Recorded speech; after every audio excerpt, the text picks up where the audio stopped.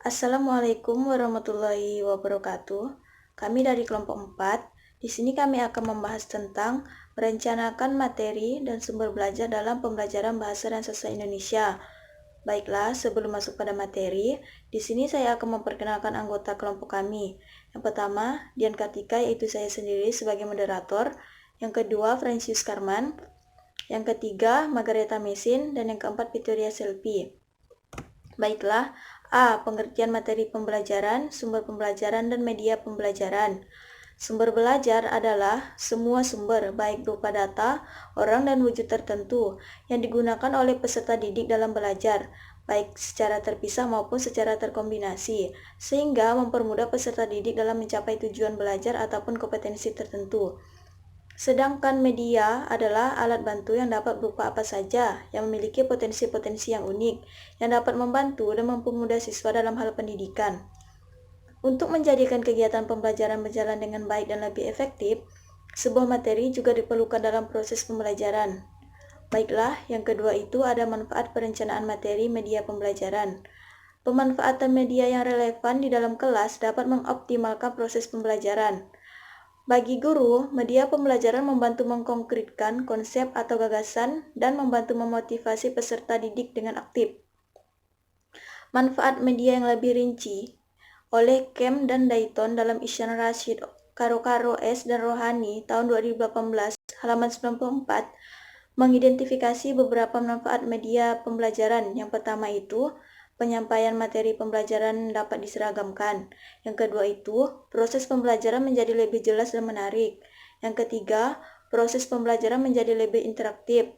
Yang keempat, efisiensi dalam waktu dan tenaga. Yang kelima, meningkatkan kualitas hasil belajar siswa.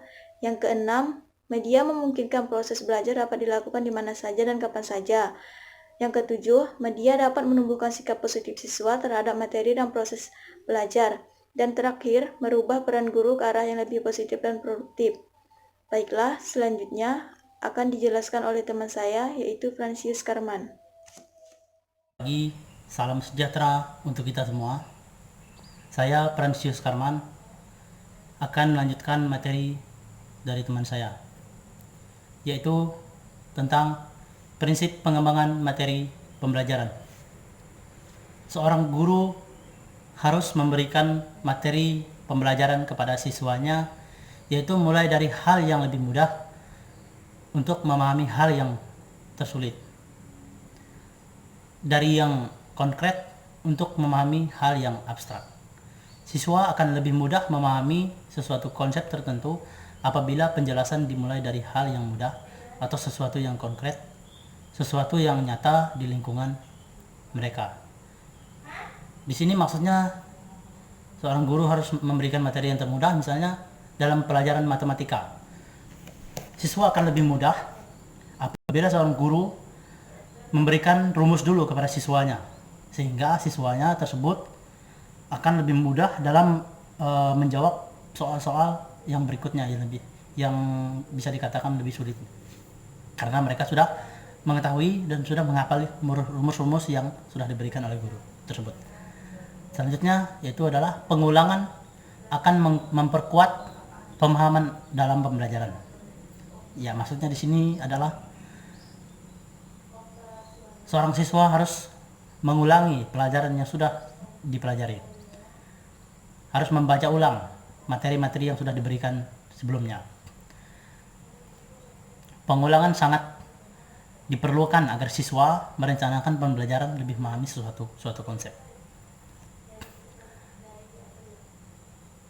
Sebelum melaksanakan ujian ulangan, ya kita harus belajar dulu, harus membuka dulu materi-materi yang sudah diberikan oleh guru kita, itu namanya pengulangan.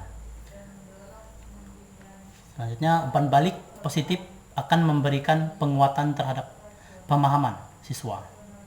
Seringkali kita menganggap enteng dengan memberikan respon yang sadarnya atas hasil kerja siswa. Selanjutnya, motivasi belajar yang tinggi merupakan salah satu faktor penentu keberhasilan belajar. Siswa yang memiliki motivasi tinggi akan lebih berhasil dalam belajar. Nah, di sini maksudnya yaitu adalah seorang siswa akan lebih memahami materi pembelajaran yang sudah diberikan oleh guru. Apabila seorang siswa termotivasi, yaitu seorang guru harus memberikan dorongan, memberikan motivasi kepada siswanya agar siswanya bisa lebih rajin dan lebih giat dalam belajar, lebih mau mengikuti pelajaran. Ya, mungkin itu saja yang bisa saya sampaikan. Kurang dan lebihnya saya mohon maaf. Akhir kata saya ucapkan selamat pagi, salam sejahtera untuk kita semua. Selanjutnya akan dilanjutkan oleh teman saya.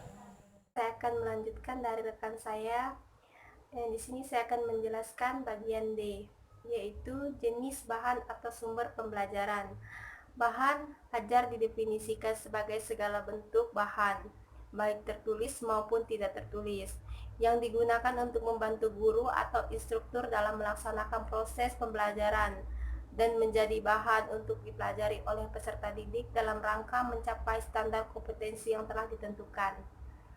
Bahan ajar dapat disusun dari berbagai macam sumber belajar, benda, data, fakta, ide, orang, dan sebagainya, yang potensial untuk dipelajari atau memiliki potensi yang menimbulkan suasana dan proses belajar. Selanjutnya E. Tujuan dan manfaat perencanaan materi pembelajaran. 1. Manfaat perencanaan materi pembelajaran. A. Melalui proses perencanaan yang matang, maka akan terhindar dari keberhasilan yang bersifat untung-untungan. Keberhasilan bersifat untung-untungan artinya perencanaan yang matang dan akurat, maka akan mampu memprediksi seberapa besar keberhasilan yang akan dapat dicapai. B. Sebagai alat untuk memecah masalah. Guru yang melakukan perencanaan yang baik akan dapat memprediksi kesulitan apa yang akan dihadapi oleh siswa dalam mempelajari materi pembelajaran tertentu. E. Untuk manfaat berbagai sumber belajar secara tepat seiring dengan perkembangan dan kemajuan ilmu pengetahuan dan teknologi. Maka saat ini banyak sumber-sumber belajar yang mengandung berbagai informasi. D. Perencanaan akan dapat membuat berlangsung secara sistematis. Artinya proses tidak akan berlangsung seadanya, akan tetapi akan berlangsung secara terarah dan terorganisir. Selanjutnya, tujuan pembelajaran sebagai perilaku yang hendak dicapai atau yang dapat dikerjakan oleh siswa pada kondisi dan tingkat kompetensial tersebut. Major dalam UNO 2008 halaman 35. Menurut Percival dan L. Getton, tujuan pembelajaran adalah suatu pernyataan yang jelas dan menunjukkan penampilan atau keterampilan siswa tertentu yang diharapkan dapat dicapai sebagai hasil belajar. Baik, selanjutnya akan dilanjutkan oleh rekan saya. Terima kasih. Perkenalkan, nama saya Margareta Mesin. Di sini saya melanjutkan presentasi dari teman saya. Nah, yang di sini saya jelaskan adalah syarat-syarat menentukan materi pembelajaran. Syarat-syarat menentukan materi pembelajaran. Suhartini dalam Sulaningsih Samsudha 2009 halaman 333 adalah yang pertama, materi pembelajaran hendaknya sesuai dengan tercapainya tujuan pembelajaran. Dan yang kedua, materi pembelajaran hendaknya sesuai dengan perkembangan siswa pada umumnya. Dan yang ketiga, materi pembelajaran hendaknya terorganisasi secara sistematik dan berkesinambungan. Dan yang keempat, materi pembelajaran hendaknya mencakup hal-hal yang bersifat faktual, konseptual, prosedur, dan prinsip. Selanjutnya, cara penyusunan perencanaan materi dalam pembelajaran bahasa Indonesia, yaitu ada 5 poin. Poin yang pertama, analisis kebutuhan bahan ajar. Terbagi menjadi 3, yaitu analisis SKKD, yang kedua, analisis sumber belajar, dan yang ketiga, pemilihan dan penentuan bahan ajar. Poin yang kedua, penyusunan peta bahan ajar. Dan poin yang ketiga, struktur bahan ajar. Poin yang keempat, penyusunan bahan ajar cetak. Dan poin yang kelima, evaluasi dan revisi. Terima kasih. Sekian materi yang dapat kami sampaikan. Kurang lebihnya kami mohon maaf. Akhir kata, Assalamualaikum warahmatullahi wabarakatuh.